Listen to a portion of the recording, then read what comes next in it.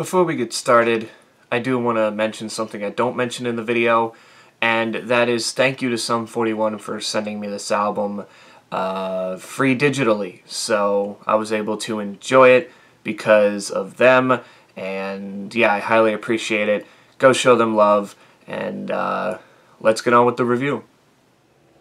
Well, here we are, reviewing the 7th studio album by the Canadian rock band, Sum 41. It's titled Order in Decline. Now, I remember being impressed with their 2016 album, 13 Voices. It was a nice comeback after the band really didn't seem to know what the future was going to be. That album only featured one single, which was titled War, although there was other great songs like Goddamn I'm Death Again and God Save Us All, Death to Pop, and even the title track itself.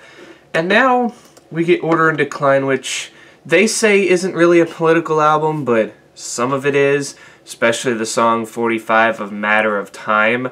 So anyway, I listened to this thing 3 times. It's exactly 36 minutes on the dot. So it was a pretty, decent 3 listens.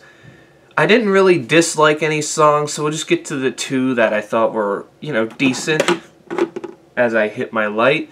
And that was Heads Will Roll and Catching Fire. Heads Will Roll, to me, I don't know, it kind of sounded like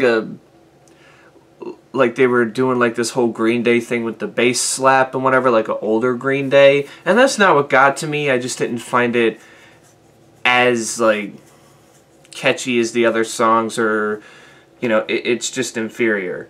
And then Catching Fire, the finisher, it's alright. I would feel like they would have done something better to finish it off, but it's fine for what it is. And that means the other 8 tracks are my favorite tracks. We have Turning Away, Out for Blood, The New Sensation, A Death in the Family, 45 A Matter of Time, Never There, Eat You Alive, and The People Verses. All these songs just, other than Never There, all these songs just have this great just instrumentation. The friggin' guitar solos by David Baksh are just fantastic, and it says Tommy Thacker takes lead guitars sometimes.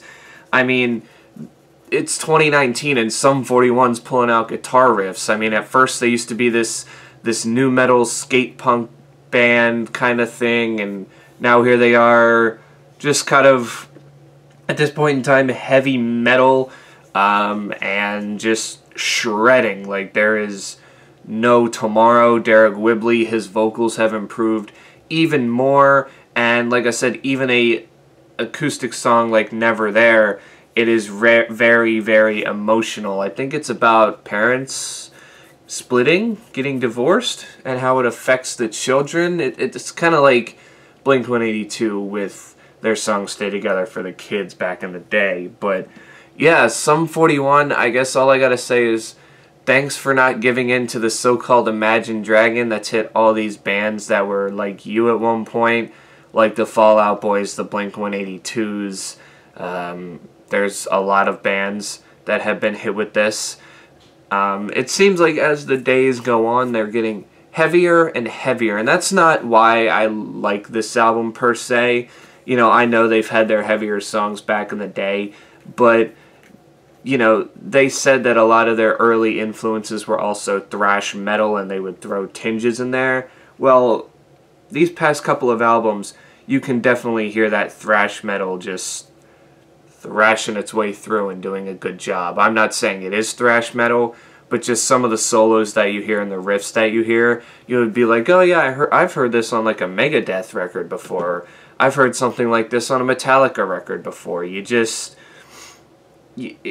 just so interesting to see that they have grown, and it seems like the break that they took in between Screaming Bloody Murder and 13 Voices, they were really, after contemplating whether to come back or not, when they decided to come back, they were really like, alright, this is what we're going to do. And that's 2 successful albums since their comeback. I can't think of anything really bad to say about this album. It's got great production, everybody does their job, and yeah, it's just kick-ass. So overall, this album gets a 9 out of 10. It might be best of the year. Who knows? We're not even to August yet, but we have other albums that we're going to be looking at coming out. So yeah, that does it for me. You can tell me in the comments below which ones were your favorite, and I will catch you guys in the next one.